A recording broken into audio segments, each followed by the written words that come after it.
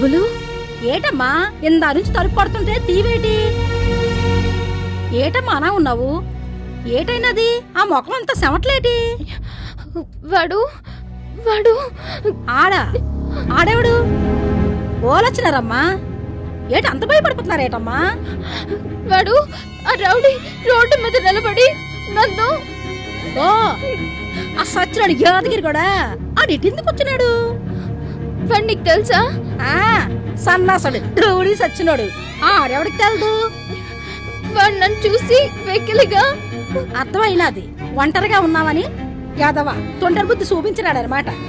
అవును సుబ్బులు, చెత్త పడేయడానికి బయటికి వస్తే ఎర్రటి కళ్ళతో నా వైపు చూస్తూ. రాదమ్మా భయపడమాక, నన్ను లేనేంటి? ఇదిగో అమ్మా బట్టలు. చూడమ్మా, ఈ సంగతి ఇంతటితో మర్చిపో. గోపిబాబుకి అసలు చెప్పకు. చెప్తే ఏ? అలాంటి వాళ్ళని చూస్తూ వదిలేయకూడదు. అయ్యో ఎనిమా తల్లిలాగున్నావే. ఈ విషయాలు గోపిబాబుతో చెప్తే ఏటవుతుంది? ఆ ఎదవతో గోపిబాబు తగబెట్టుకుంటాడు. అప్పుడు ఎవరికి నట్టం? ఆడు పచ్చి నెత్తి తగి రౌడీ కూడమ్మా, గోండా ఎదవ. ఇప్పుడికి 2 సార్లు కూనీ కేసులో జైలుకెళ్ళి వచ్చినాడు. అలాంటోడితో గొడవ పెట్టుకుంటే మనకే నట్టం అమ్మా. దుష్టులకి దూరంగా ఉండాలంటారు. ఎందుకు చెప్పానో అర్థం చేసుకో అమ్మా. ఉంటానమ్మా. అమ్మా తలుపు గడపెట్టుకుని పడుకో తల్లి.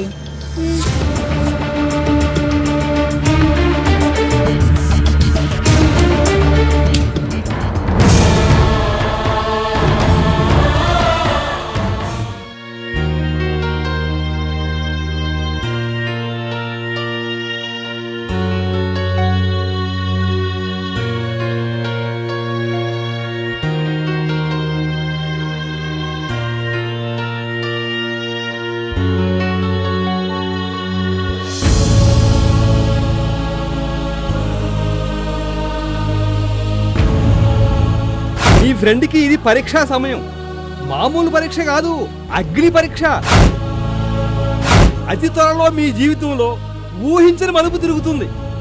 అనుకోని ఓ అతిథి మీ ఇంటికి వస్తాడు.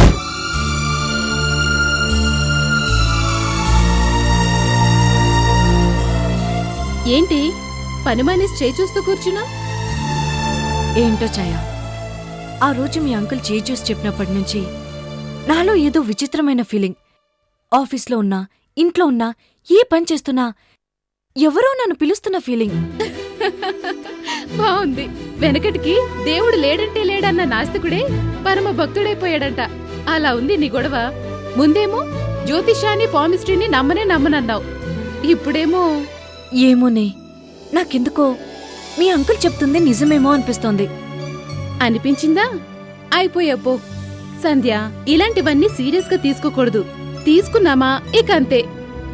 ఆ మాట నిజమే, కాని ఎందుకో నా మనసులో చెప్పలేని అలజడి. ఏదో జరగబోతుంది అని 6th సెన్స్ చెప్తున్నట్టు. 6th సెన్స్ కాదు, సైకలాజికల్ ఫీలింగ్. సంధ్య, నా పెళ్లికి ముందు నా మాట వినే మొగుడొస్తాడని అంకుల్ చెప్పాడు. శ్యామలరావు దొరికాక నిజమే కాబోలు అనుకున్నాను. కాని నీ విషయంలో అంకుల్ చెప్పిందని బట్టి చూస్తే అంతా హంబక్ కనిపిస్తోంది. అదేంటి, నీ పెళ్లి విషయంలో ఆయన చెప్పినట్టే జరిగిందన్నావుగా? మేబీ. కానీ నీ చేతిలో వైదవ్య రేఖే కనిపించట్లేదు అన్నాడు కదా, దాన్నెలా నమ్మడం? సంధ్య, థియరీ ఆఫ్ ప్రాబబిలిటీ అంటారు చూడు. 4 రాళ్లు వేస్తే పొరపాటున ఏదో ఒక రాయి తగిలినట్టు జ్యోతిష్యం నిజమైందనిపించడం జస్ట్ కోఇన్సిడెన్స్ అంతే. ఓకే, నువ్వన్నట్టు ఇది కోఇన్సిడెన్స్ అనుకుందాం. నా చేతిలో అలాంటి రేఖ లేదంటే థ్యాంక్ గాడ్. ఆనంద్కేమీ కాదు, ఎప్పటికీ ఏమీ కాదు. అది పాజిటివ్ థింకింగ్ అంటే అలాగే ఉండు. మరి అనుకోని అతిథి అతి త్వరలో అన్నాడు కదా, లెట్స్ వెయిట్ అండ్ సీ.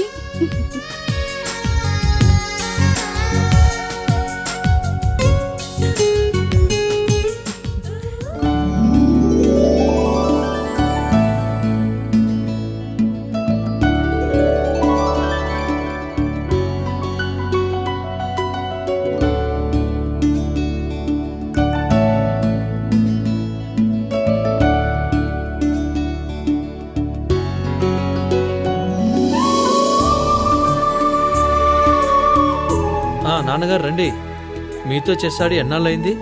ఒక ఎత్తు వేద్దాం. ఎన్నాళ్ళు ఏమిటి నాన్న, ఎన్నేళ్ళు అయింది అను. అందుకే రండి. మీకు వైట్స్ కావాలా బ్లాక్స్ కావాలా? కొత్తగా అడుగుతావేమిట్రా, ఫస్ట్ చాయిస్ నీదేగా. అయితే నాకు వైట్స్. చూసారా, ఓకే. కల్లా కప్పడం తెలియనివాడు కాబట్టి నా బిడ్డ వైట్స్ తీసుకున్నాడు. ఆహా. నాకు బ్లాక్స్ వచ్చే గనక నేను అబద్ధాలు అన్యాయాలు చేస్తాననే. నాకు తెలిసి మా నాన్న జన్మలో అబద్ధం చెప్పరు, ఎవరికి అన్యాయం చేయరు. ఏ నాన్న? ఆట మొదలు పెడదామా? ఆహా, ఇలాంటి టైంలో వేడివేడి పకోడీలు తింటూ చెస్ ఆడుతూ ఉంటుంది చూడండి.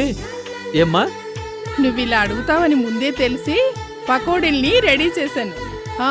మీరు ఆడుతూ ఉండండి, 5 నిమిషాల్లో తీసుకొస్తాను.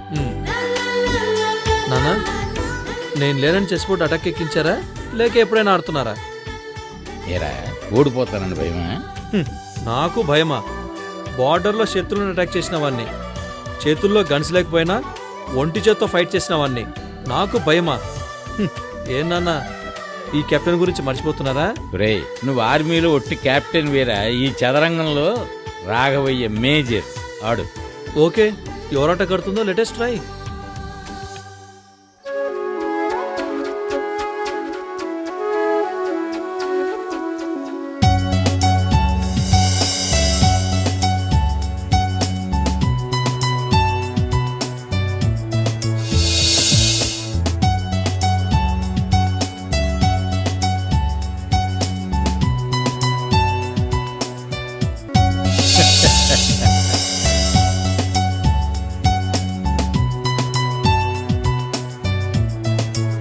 రే, నీ కింగ్ కార్నర్ అయిపోతున్నాడు, చూసుకో. నెవర్. ఎదురయ్యే ఆపదల్ని ముందే పసిగట్టడం, కౌంటర్ అటాక్ చేయటం నాకు నా కింగ్కి బాగా తెలుసు. రే, కబుర్లు కాదురా, ఈ రాఘవయ్య ఆటకట్టు అప్పుడు ఒప్పుకుంటాను నువ్వు కెప్టెన్ వన్ని.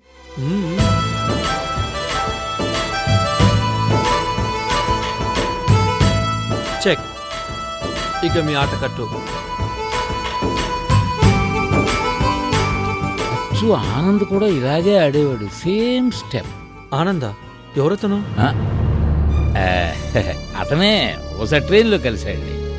ఒకసారి ట్రైన్లో కలిసినంత మాత్రాన రెగ్యులర్గా చెస్ ఆడేంత క్లోజ్ అయిపోయాడా? క్లోజ్ అంటే మరీ క్లోజ్ కాదు, అప్పుడప్పుడు వచ్చి ఎత్తేసేవాడు కజ్జానికి. అవునవును. ఒక్కోసారి రైలు ప్రయాణాల్లో మనుషులు ఎంత క్యాజువల్గా కలిసిపోతారో అంత క్యాజువల్గానే విడిపోతారు. ఐ మీన్, ఎవరి గమ్యం వచ్చినప్పుడు వాళ్ళు దిగిపోక తప్పదు కదా కదమ్మా? ఇదిగో నాన్న పకోడీలు. కోరి చేయించుకున్నావుగా, వేడి చల్లారిపోకముందు తింటేనే దాని రుచి. తిను. సూపర్బమ్మా. పాయసం, పకోడీలు, గారెలు చేస్తే నువ్వే చేయాలి. పులిహార, బిర్యానీ, ఫ్రైడ్ రైస్ చేస్తే సంధ్య చేయాలి కదూ? అంతేనన్న, ఒక్కో చేతి రుచిని జీవితాంతం మర్చిపోలేదు. చేతి రుచినే కాదు నాన్న, ఇష్టమైన వాళ్ళ ప్రేమను కూడా జన్మ జన్మలకి మర్చిపోలేము.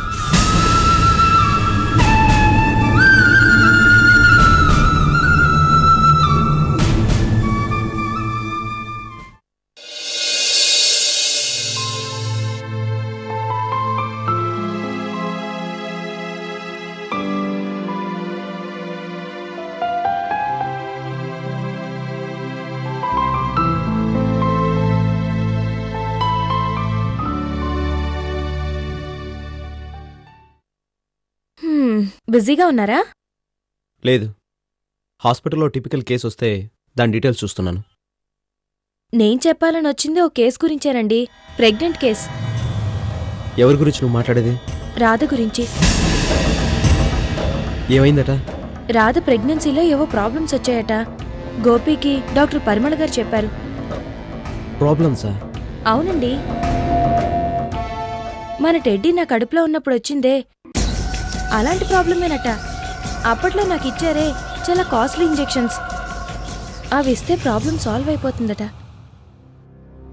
అయినా ఎలాంటి సమస్య వచ్చినా ఇవాళ డాక్టర్లున్నారు, మంచి మందులు ఉన్నాయి, చేతి నిండా డబ్బుంటే చాలు. మరి ఆ ఇంజెక్షన్స్ ఇప్పించారన్నా? గోపి ఇప్పిస్తాననే అన్నాడు. ఆ విషయంలో మాత్రం దిగులు పడనక్కర్లేదులేండి. అన్నీ వాడే దగ్గరుండి చూసుకుంటాడు. ఆయన చూసుకోకేం చేస్తాడు? తాళి కట్టనంత మాత్రాన రాధవాడి పెళ్ళం కాకుండా పోతుందా? పుట్టబోయే బిడ్డ మీద మమకారం లేకుండా ఉంటుందా? అంటే రాధకు పుట్టబోయే బిడ్డకి తండ్రి నేనే అని గోపి ఒప్పుకున్నాడా? ఇది మరీ బాగుందండి. సిగ్గులేని పని చేసిన వాడెవడైనా నోరు తెరిచి చెప్తాడా? సూటిగా కళ్ళల్లోకి చూస్తే తప్పు చేసినవాడు దొంగలా దొరికిపోతాడు. అవును, ఇంతకీ రాధని ఏ డాక్టర్కి చూపిస్తున్నారన్నా? చెప్పాను కదండి, డాక్టర్ పరిమళ గారు, అరుణ నర్సింగ్ హోమ్. హో, డాక్టర్ పరిమళ గారా? చాలా మంచి డాక్టర్. ఏంటోనండి, రాధ గురించి తలుచుకుంటేనే బాధగా ఉంది. గోపి తనని ప్రేమగానే చూసుకోవచ్చు, దగ్గరుండి అన్ని పనులు చెయ్యొచ్చు. కానీ ఆ మూడు ముళ్ళు పడకుండానే ఎంత ప్రేమగా కలుసున్నా ఏం బాగుంటుంది చెప్పండి? ఇంత జరిగాక కూడా, ఆలు మగలుగా తిరుగుతున్నా కూడా, ఒకే ఇంట్లో కలిసుంటున్నా పెళ్లికి మాత్రం రాధ నో అనే అంటుందట. ఎందుకంటారు? ఏమో హారి, ఎవరి మనసులో ఏముందో ఎవరికి తెలుసు? ఎవరి అభిప్రాయాలు వాళ్ళవి, ఎవరి ఆలోచనలు వాళ్ళవి. విని ఊరుకోవడమే తప్ప మనం ఏం చేయలేం. ఏంటో మీరు మీ మాటలు. కళ్ళ ముందున్న కేసు గురించి చెప్పండి అంటే ఏదో టిపికల్ కేసుని దాని గురించి ఆలోచిస్తారేంటి? ఏం చేస్తాం? పెరటి చెట్టు వైద్యానికి పనికిరాదు అన్నట్టు మీరు డాక్టరేగా. ఇన్నాళ్ళు రాధకి ట్రీట్మెంట్ ఇచ్చింది మీరేగా.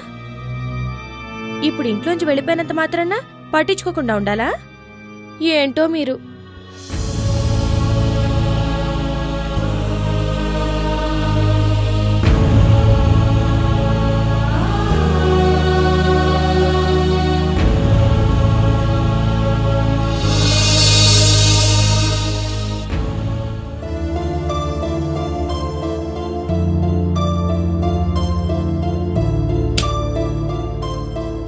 Good morning doctor. Doctor Kishore, what a pleasant surprise. మీరు మా నర్సింగ్ హోమ్ కి ప్లీజ్. చిన్న పనుండొచ్చాను. డెలివరీనా అబార్షనా? రెండు కాదు, చిన్న ఇన్ఫర్మేషన్. చెప్పండి. మీ హాస్పిటల్కి ఈ మధ్య రాధనే అమ్మాయి, I think she is carrying 3rd month. Of course, I remember. చాలా అమాయకురాల్లా ఉంది. పాపం ఎవరినో నమ్మి మోసపోయినట్టుంది. ఆ అమ్మాయి మీకు? నాకు తెలిసిన వాళ్ళ అమ్మాయి. How is her condition? Nothing serious. రాధకేదో ప్రాబ్లం ఉందని విన్నాను. You are right. ప్రెగ్నెంట్ అయిన ఆడవాళ్ళ బ్లడ్ గ్రూప్ పాజిటివ్ అయ్యి పుట్టబోయే బిడ్డ తండ్రి బ్లడ్ గ్రూప్ నెగిటివ్ అయితే కొన్ని రకాల కాంప్లికేషన్స్ రావచ్చు. ఈ విషయం మీకు కూడా తెలిసే ఉంటుంది. Of course. రాధని చెక్ చేసినప్పుడు తన బ్లడ్ గ్రూప్ పాజిటివ్ అని తేలింది.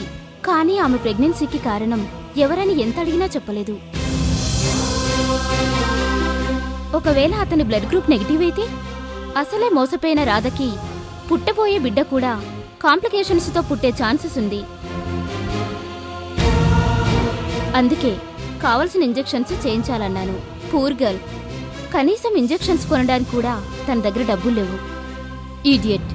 రాధ ప్రెగ్నెన్సీకి కారణమైన వాడు మాత్రం చేతులు దులిపేసుకున్నాడు. నేనే జాలిపడి రాధకు ఆ ఇంజెక్షన్ ఫ్రీగా చేశాను. కానీ ఆ తర్వాత వాడాల్సిన మందులు టానిక్లు I don't think she can afford to pay. If you don't mind doctor, Radha medical bill మొత్తం నేనే పే చేస్తాను. ట్రీట్మెంట్, మెడిసిన్స్, డెలివరీ అన్నీ. Why are you so interesting? మీరు ప్రత్యేకంగా రాధ మీద శ్రద్ధ చూపించడానికి కారణం తెలుసుకోవచ్చా? చెప్పాను కదా డాక్టర్, రాధ నాకు తెలిసిన వాళ్ళ అమ్మాయి అని.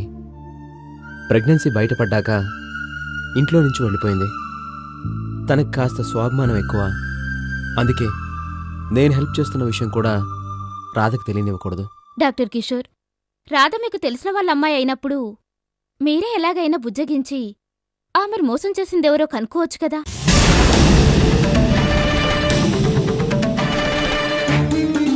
బతిమాలో బెదిరించో ఆ కుర్రాడితోనే రాధకి పెళ్లి జరిపించొచ్చు కదా.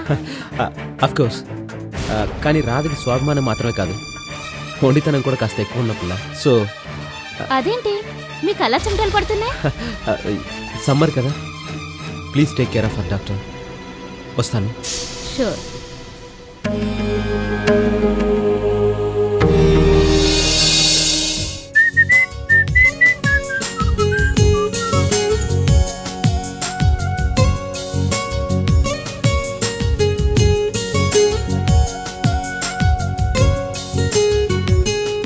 ఎక్కడికైనా వెళ్తున్నావు నాన్నా?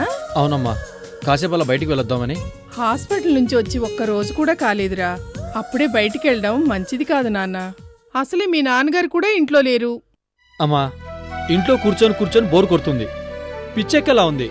అందుకని ఆరోగ్యం పూర్తిగా కుదుటపడక ముందే ఇలా బయటికి వెళ్తే ఏం కాదు, జస్ట్ ఈవినింగ్ వాక్, ఓ గంటలో వచ్చేస్తానమ్మా. వద్దు నాన్నా, నా మాట విను. నువ్విలా బయటికి వెళ్ళావని తెలిస్తే మీ నాన్నగారు నన్ను తిడతారా? బా, ఏంటమ్మా ఇది? నేనేమైనా ఎల్కేజీ పిల్లన్న తప్పిపోవడానికి, లేక నాకు ఈ సిటీ ఏమైనా కొత్త? అది కాదురా. చూడమ్మా, నేను ఆర్మీ ఆఫీసర్ని. వాకింగ్కి వెళ్ళొస్తానంటే చిన్నపిల్లాడికి చెప్పినట్టు ఏంటమ్మా ఇది? జస్ట్ గంటంటే గంటే, అలా వెళ్ళి ఇలా వచ్చేస్తాను, ఓకేనా?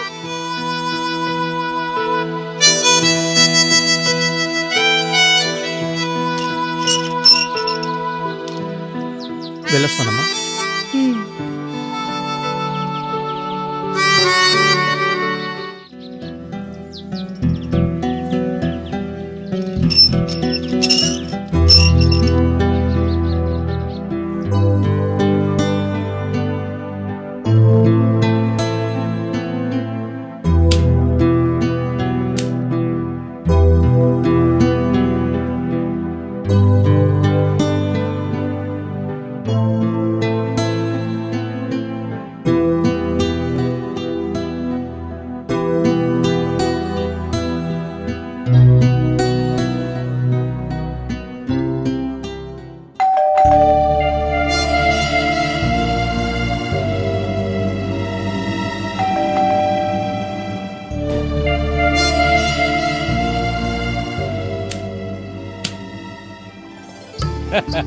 జానకి, చూసావా బెండకాయలు ఎలా లేతగా నవనవలు ఆడిపోతున్నాయో? వాడికి ఇష్టమైంది ఇచ్చాను. రాత్రికి కమ్మగా పులుసు పెట్టి. అవును, అబ్బాయి పడుకున్నాడా? ఇంట్లో కూర్చొని బోర్ కొడుతుందంట, పిచ్చెక్కేలా ఉంది. అందుకే కాసేపు ఈవినింగ్ వాక్ లో అలా వెళ్ళొస్తానని. బయటికి వెళ్ళాడా? ముందలా చూస్తూ ఊరుకున్నావు. వాడిని బయటికి వెళ్ళనివద్దు ఎన్నిసార్లు చెప్పాను. అడ్డాలో పిల్లాడు, ఆపితే ఆగడానికి. నే వద్దంటున్నా వాడు వెళ్తానంటే నేనేం చేసేది? నేను కంగారు పడుతుంది వాడు బయటికి వెళ్ళినందుకు కాదే. మరి పొరపాటున సంధ్య ఎక్కడన్నా వాడికి ఎదురు పెడితే? అమ్మో, ఇంకేమైనా ఉందా? అందుకే వాడిని బయటికి వెళ్ళనివద్దు అని ఒత్తుకుంటుంది. ఇటే పెళ్ళాడు కూడా తెలియదు. భగవంతుడా, ఒక్క నిజాన్ని దాచడానికి ఎన్ని అబద్ధాలు ఆడాల్సి వస్తుందండి. ఏం చేస్తాం, తప్పు ఒకసారి మొదలు పెట్టాంగా, తప్పదు. మోహన్ త్వరగా ఇంటికి వచ్చేలా చూడు స్వామి. సంధ్య కనిపించకుండా అని కూడా దండం పెట్టుకో.